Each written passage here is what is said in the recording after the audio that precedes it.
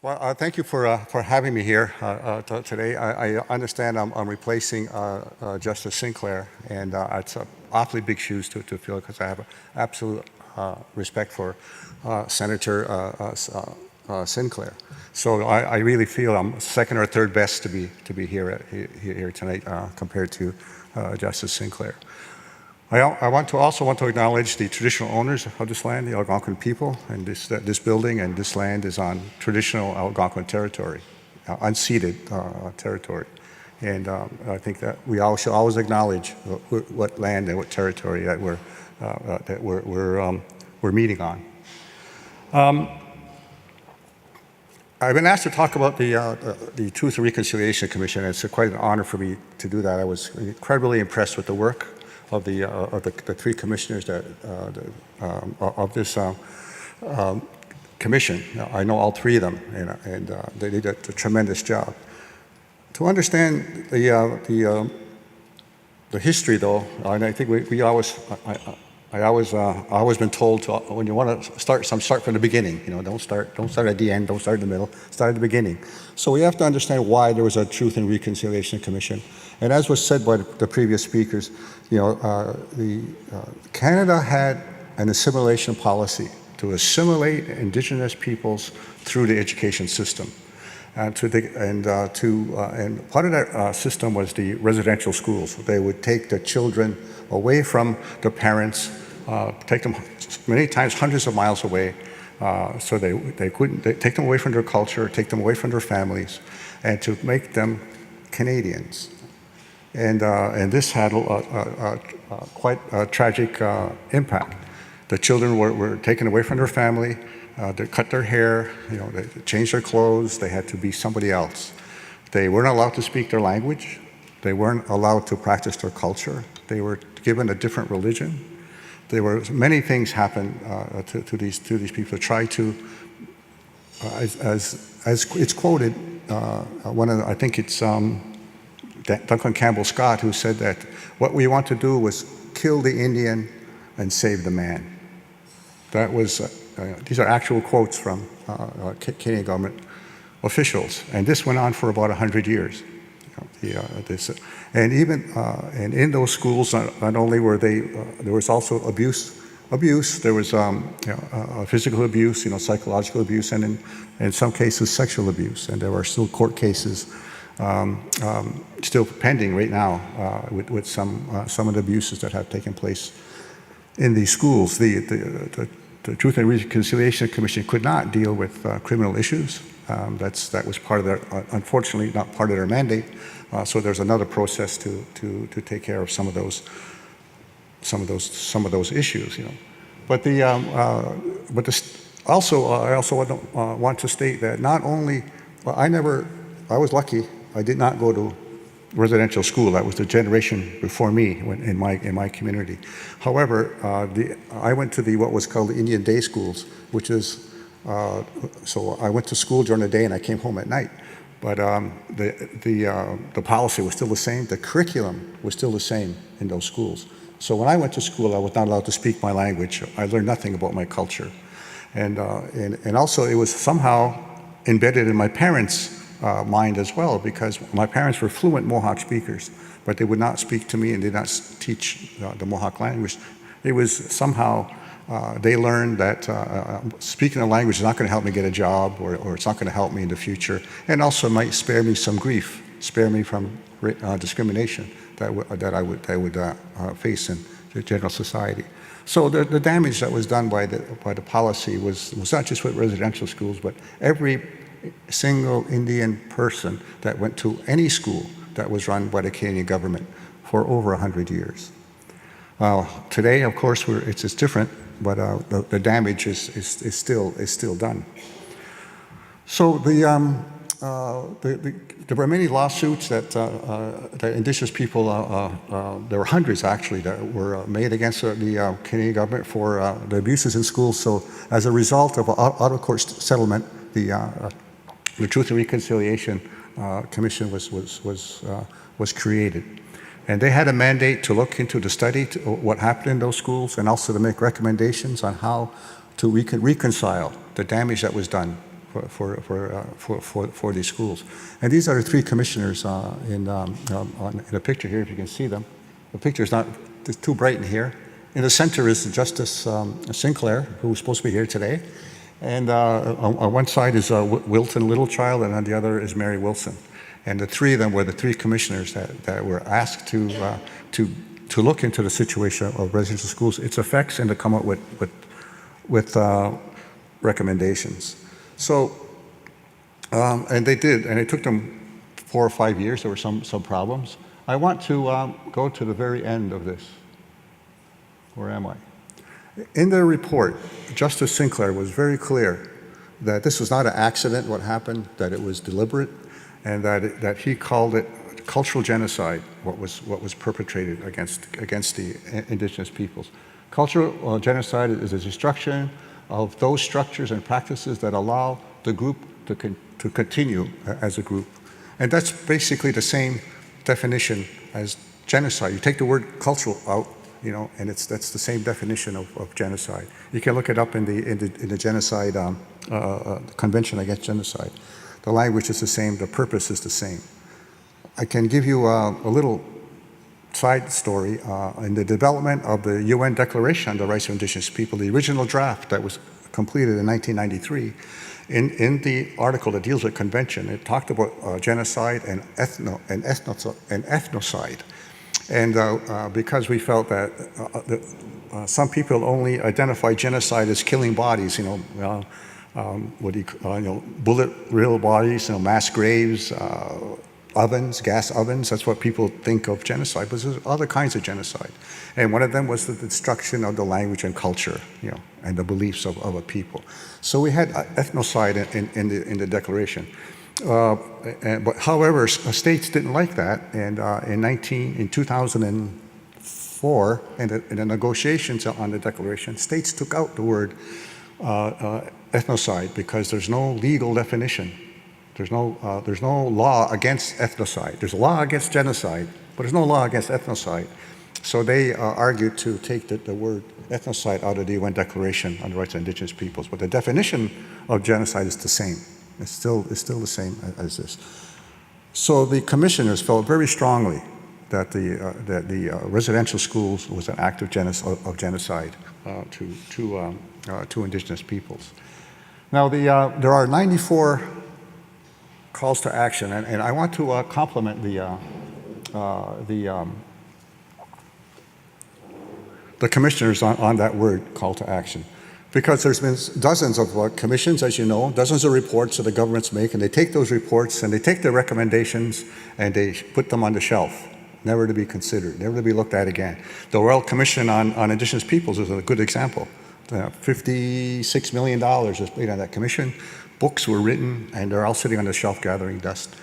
Well, they did not want that to happen to their recommendations, so they didn't call them recommendations. They called them a call to action.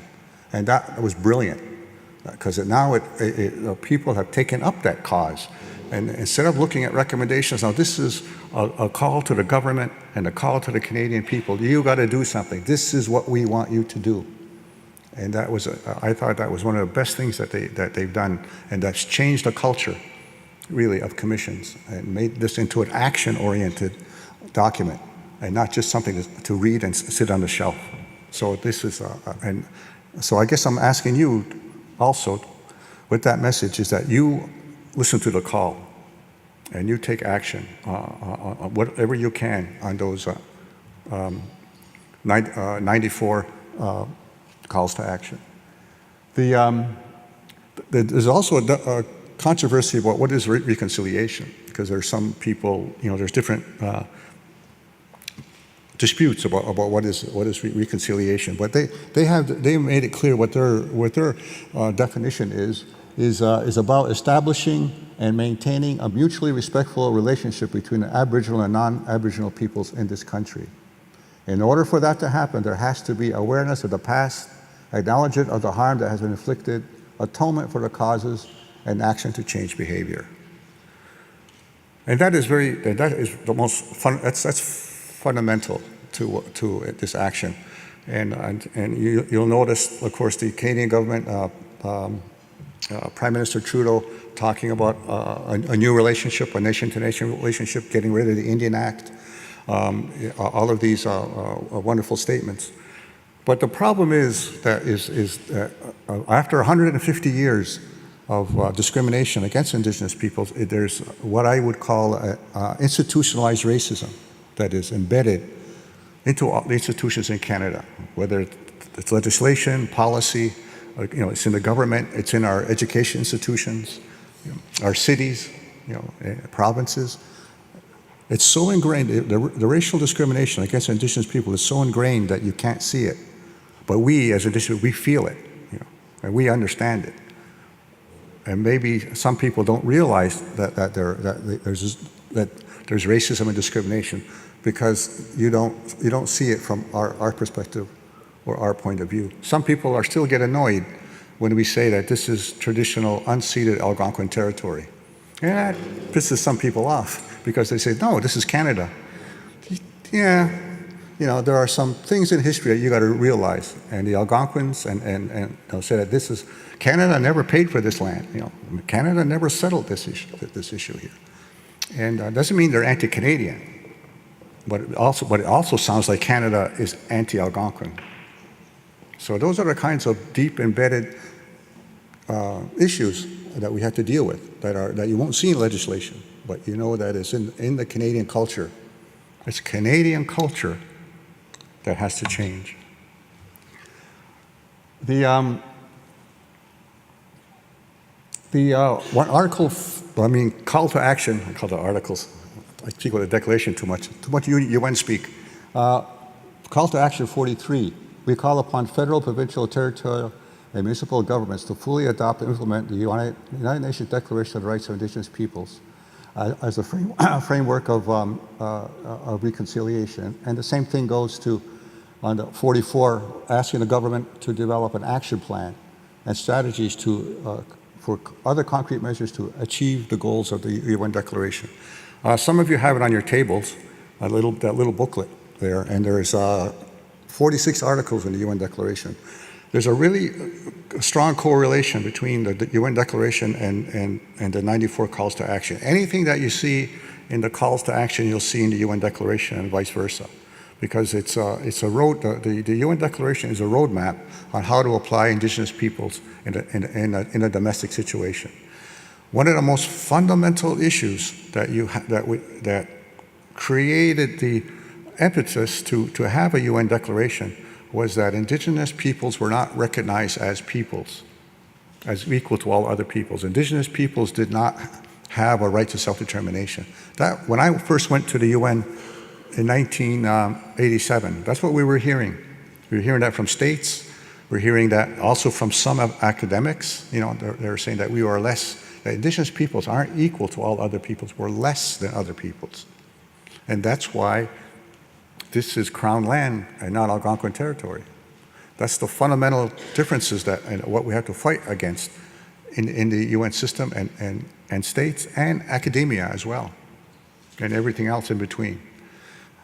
So when we talk about the UN Declaration on the Rights of Indigenous Peoples, every right that's in the UN Declaration is also is a way to apply existing international human rights standards, like the Covenant on Civil and Political Rights, the Covenant on Economic, Social, and Cultural Rights. All those rights that are articulated in those binding instruments that Canada has signed and bound by law to apply in Canada. The UN Declaration on the Rights of Indigenous Peoples tells Canada how to do that. It tells you how to do that, how to apply those binding human rights standards. This is not, the UN Declaration on the Rights of Indigenous People does not create new rights. It just tells people how to apply it. And the call to action, particularly 43 and 44, tells you this is what you have to do. This is a map. This is not complicated. It's going to be hard, but it's not complicated. It's fundamental. It's basic. Human rights are basic, and you just have to recognize and apply human rights standards that apply to you also have to apply to Indigenous peoples. And you have a lot of time. You have a lot of decades and centuries of work to catch up on because when the international standards of human rights were written, they did not have indigenous peoples in mind, and they said that it didn't apply to indigenous peoples.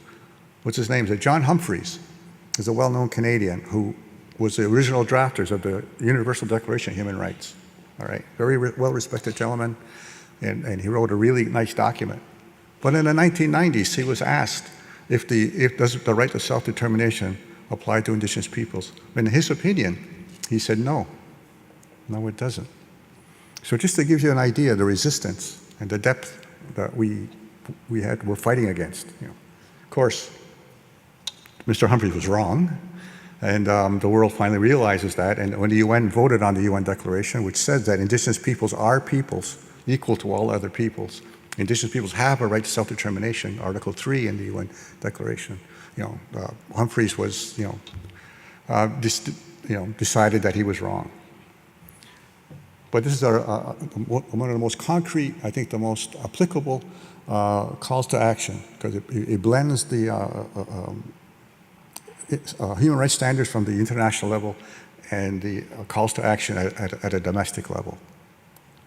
There are other ones, I don't want to read all of these, but you have to also, one of the fun, when I say that this is Crown land, if you look at point I-1, there's a doctrine of discovery. There's a disputed doctrine. There's the doctrine that was created because of Christopher Columbus, stumbling on the Caribbean, and the Pope deciding that any Spanish people or Portuguese or others went around discovering lands, quote unquote discovering. If they weren't Christian, then they could claim it for their country. So that's why Canada was quote unquote discovered by France and discovered by Great Britain or England at the time. I know what they call it, Great Britain. So that's why this is Crown land, because the Algonquin original peoples here weren't Christian. So therefore they had the right to claim the land. So these doctrines are still applied in court. If Canada, when indigenous people are in court in Canada, many times in land claims court, Canada will refer to the doctrine of discovery, that indigenous people in Canada don't own the land because the Pope said that England or France or whoever can claim the land for themselves. And they quote McIntosh in the Marshall decisions in the United States court here in Canada. In Canadian courts, they're quoting American courts to try to justify that Canada owns this land based on these kind of old doctrines that come from the Pope. So these are the kind of things that we have to dispute. These are the kind of things that the call to actions are saying that you cannot be using the doctrine of discovery to continue to dispossess and disempower indigenous peoples. Anywhere, not just in Canada, but anywhere. You have to renew the treaty relationships. Treaties are not made, treaties are made between nations, the Crees and Canada, or whoever. They're not domestic. There's no such thing as a quote-unquote domestic treaty. Treaties are international in stature. The treaties that Canada made, all the numbered treaties, 1 to 11, 12, I don't know. We don't have a numbered treaty, so I don't know all the numbers. Our treaties were made with Great Britain, but those are international in stature. That's what they are. There are not domestic treaties. There's no different legal, those lawyers in this room, there's no such thing as domestic treaty in law. So you have to recognize the value of those treaties. I'm running out of time already. Education, I want to talk about education because the Truth and Reconciliation has already had a big impact, at least on higher education in Canada. You should see all the universities are now trying to catch up, are trying to, when the Truth and Reconciliation Commission is saying that there has to have curriculums where Indigenous people's history, culture is taught, because a majority of people in Canada don't know Canadian history. I mean, the Indigenous history of Canada. So right now, today, there are postings all over the place for Indigenous peoples, people who, Indigenous academics to teach in their schools. Believe it or not, I was a teacher. McGill University, last fall, a year ago, I was a co-professor in Introduction to International Development. Some of you might heard about international development. Well, I was a co-teacher there for 4 months. So I was Professor Deer for 4 months, which I prefer Professor Deer over Dr. Deer. I think it's a nicer ring to it. And but the students there there were 500 students in it. It's the biggest classroom in McGill. We had 500 students in that class, and the students were amazing because they had this full of curiosity, full of questions, because they've never heard of an Indigenous perspective on development. We're not against development, but our perspective on how development should take place, taking into consideration the environment, taking into consideration future generations. They haven't heard this, and they needed it, and they wanted it. And I think that it's an indication to me that there's a hungry generation out there who wants to know about Indigenous peoples, to make Canada a better country. And that's what you're here for too, not only Canada, but other places. So there's so much. I'll leave it at that for some questions.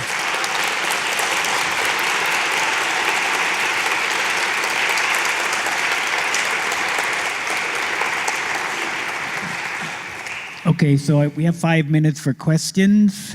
I have some ready in case there are none from the floor, but if there is, are there any from the floor for Kenneth? Yes, sir. Thank you. Of the Commission, I'm from Vancouver.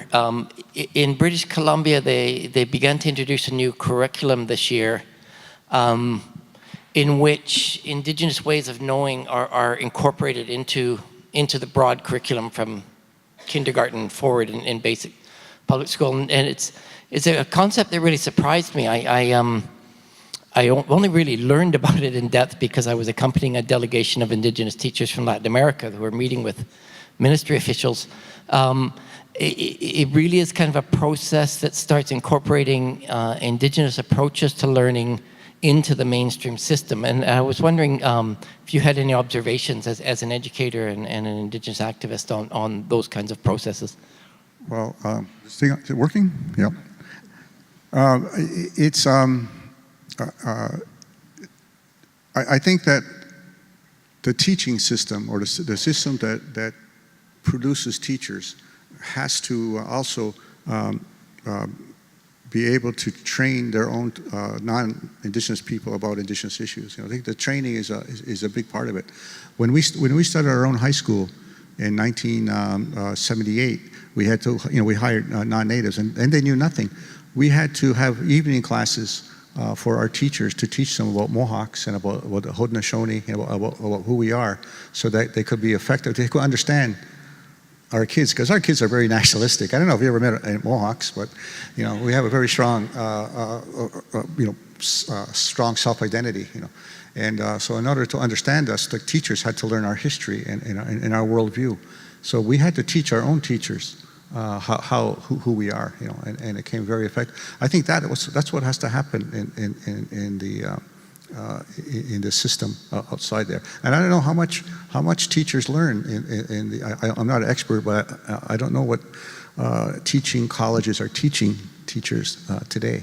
But they have to change. They have to do a better job, and I think that's one place to start. Secondly, is I think professional training, what's it called?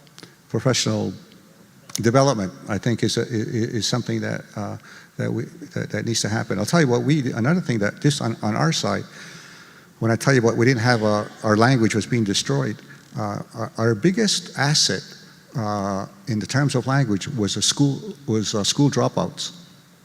People who were in their elementary schools and dropped out of school to stay home, because then they learned their language. So those dropouts, 40 years later, were teaching in our schools, teaching the language in our schools, and we would teach them, and they would get their teaching certificate over at night and during the summer, and so we would give them pitifully low salaries to teach our language in the school. And as they went to school at night and got their courses from McGill or from University of Quebec at Chicoutimi, we had a special program in our community to teach our teachers. And then as they grew, they got their teacher certificate and then they got their degree. That's what we had to do in order to give our language speakers the academics to do what they learned since they were a child. You know. But at the same thing, the non-natives have to learn. If they don't know anything about their indigenous people, and they have to do their own kind of professional development so that they can teach Canadians about indigenous peoples.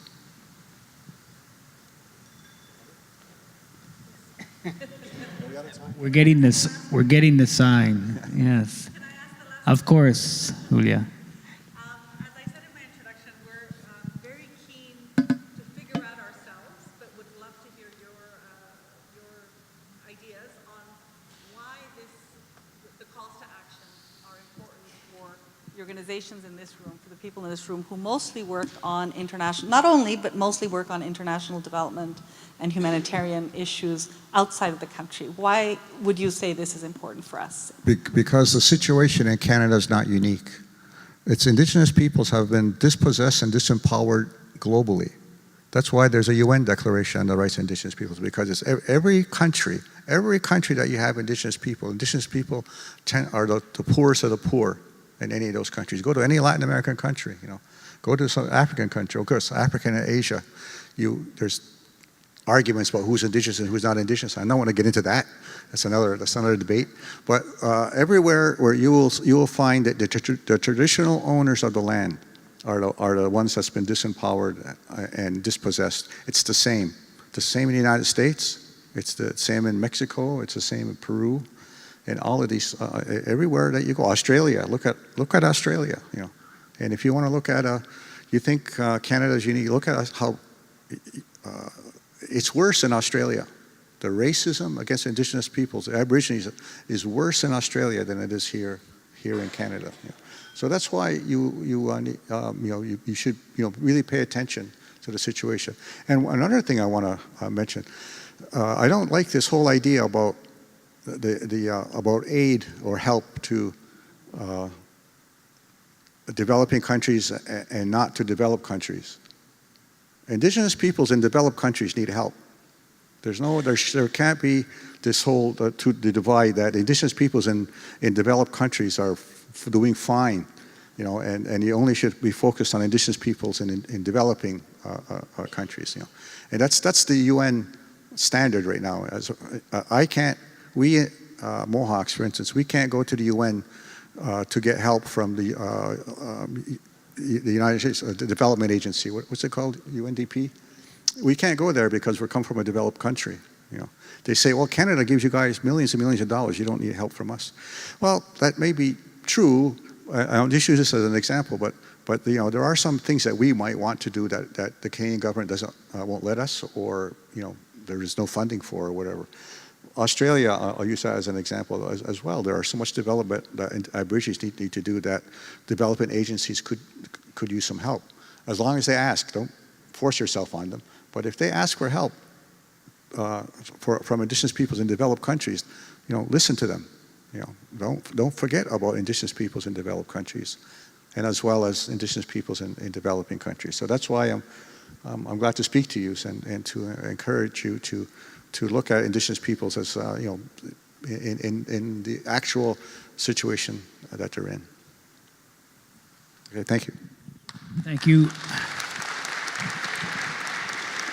And just once again, I just want to thank Kenneth for stepping in literally at the last minute, accepting this invitation. It would be great if we had more time, but we don't. But thank you very much, Kenneth, for taking the time to come down here today and speak with us for at least a little while. Much appreciated.